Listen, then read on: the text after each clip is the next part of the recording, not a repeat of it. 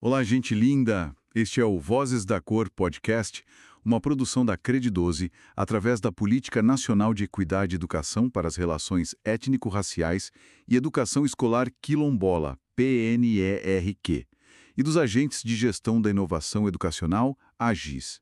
Hoje a gente tem aqui uns textos bem interessantes, acadêmicos mesmo, uma dissertação, um artigo, sabe? Que olham para o processo criativo de um gigante nosso, né? Patativa do Assaré. A ideia é tentar entender melhor como o Antônio Gonçalves da Silva virou Patativa. Aquele poeta agricultor com uma memória, nossa, incrível e uma voz que parece vir de longe, né? Ancestral mesmo. Exatamente, é uma ótima oportunidade para a gente investigar essa ligação, essa coisa intrínseca entre a memória dele, que era fabulosa, e a oralidade que marca tanto a obra, sabe?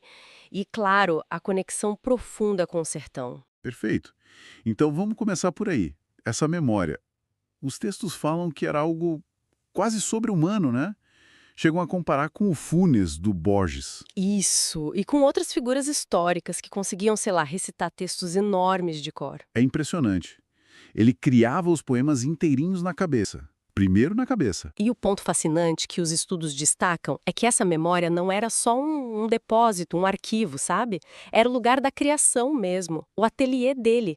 Ele dizia que pensava história na mente. Quer dizer, ele moldava os versos, resolvia os impasses do poema, tudo ali, dentro da cabeça, sem precisar do papel. Pelo menos não no início. Entendi. A escrita vinha depois, quase como um registro daquilo que já estava pronto na memória. Exato. E isso conecta tudo à tradição oral, né? Onde a memória e a voz são as ferramentas principais para transmitir o saber, a poesia, a história. Faz todo sentido. Mas aí, mesmo depois que os poemas foram publicados, viraram um livro, essa marca da oralidade continuou forte, certo? Dizem que ele era um performer espetacular. Ah, sim, fundamental. A performance era parte da obra.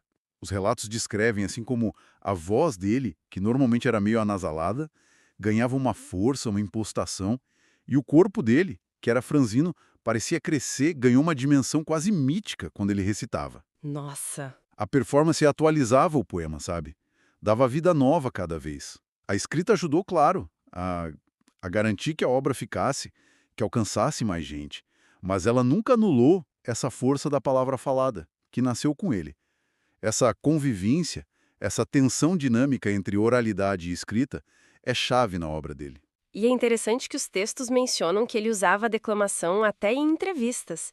Talvez como uma estratégia, né? Aham. Possivelmente.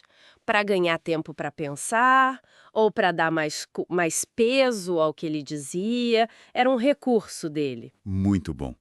E essa oralidade toda, essa memória, estão ligadas demais ao lugar dele, né? Ao sertão.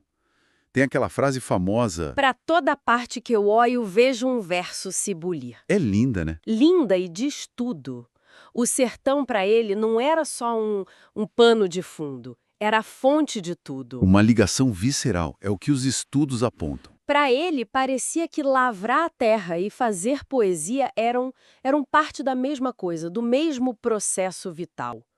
O lugar dele, a Serra de Santana, não era só cenário, era a matéria-prima mesmo. Dava as imagens, os ritmos, o cheiro da poeira, como ele dizia. E tem um ponto interessante que os textos trazem.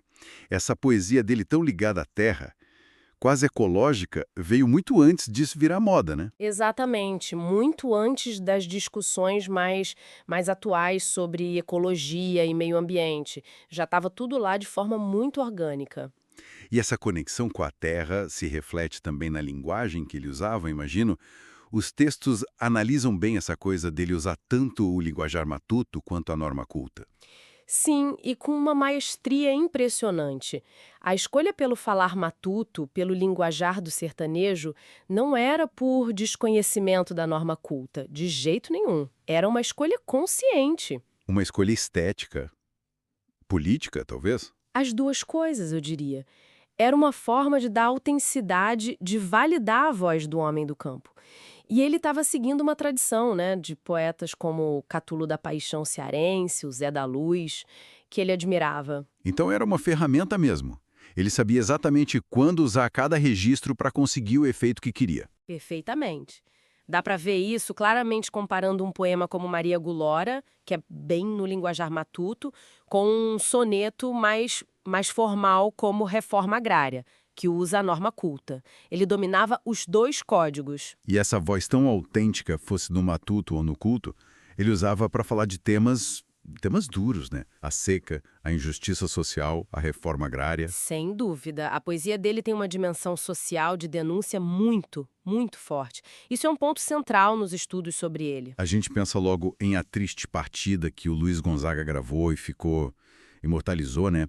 Ou no ABC do Nordeste Flagelado.